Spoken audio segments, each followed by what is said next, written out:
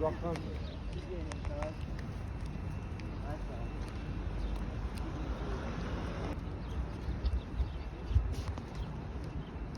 Gel. Benim uşaqlar.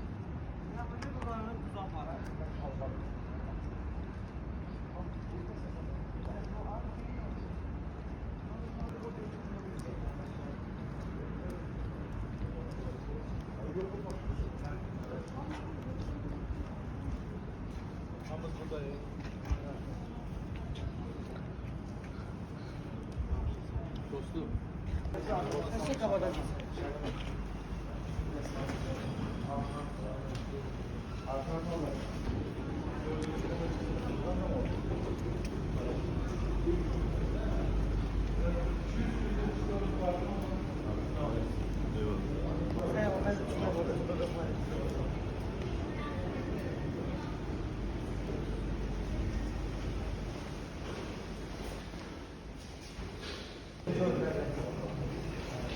Şiirin yok.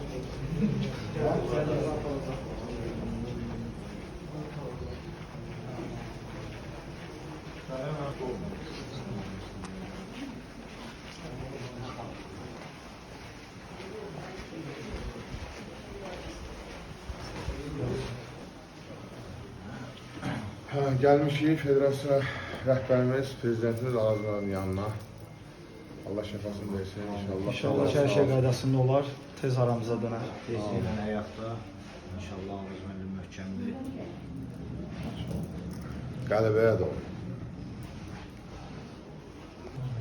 Gel uşaqlar, gel. Sen düşme. Ayağınız altın gözləyin. Tamamlar qardaş. Üniter. Tebrik ederim ama. Orada şeylerden ha. Sağ olun, kişi adamsınız. Boş ver. Kişi adamsınız. Ayağın altında olsun. Sağ ol. Kişi adamsınız. Sağ ol. Seni kızdırdılar ha. Kardeşler. Sağ ol. Tebrik ederim sizi. Burada da hamının məlumatı var. Gəlin bir şəkil çəkdirək burada.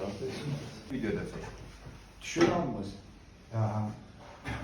Muay Thai hara? İleri. Muay Thai hara? İleri. Allah korusun. Allah şəfasını qardaş. Var olsun. Sağ ol. Gəlin ayağım zatandı. Bu günlər olur. İndi buradan plana gedəcəyik. Ha, təqdimata. Allah korusun. İnşallah avezlik sizə. Allah. Uşaqlar nə etdilər? Şəhərlər bir açıqlama ver. Uşaqlar deməli Xəyal 3-cü yerə çıxdı. Çox heyif ki, Xəyalı yarım finalda uduzdurdular. Ondan sonra Əli də 3-cü yerə çıxdı və digər uşaqlarımız biraz psixoloji vəziyyət yerində olmadığına görə biraz döyüşə çıxarkən yəni psixoloji cəhətdən hazır deyil idilər. Hamı narahat idi səhvizə görə. Şükür Allaha ki, indi ayaqdasınız.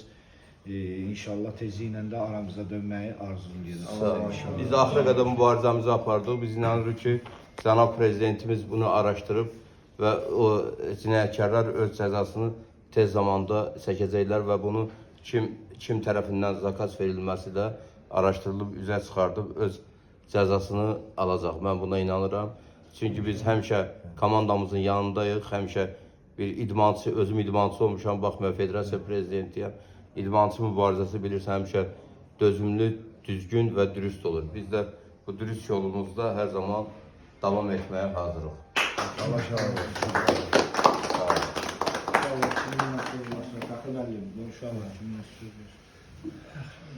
Valla hamımızın nətər deyim, ürəyimizi paramparça elədin.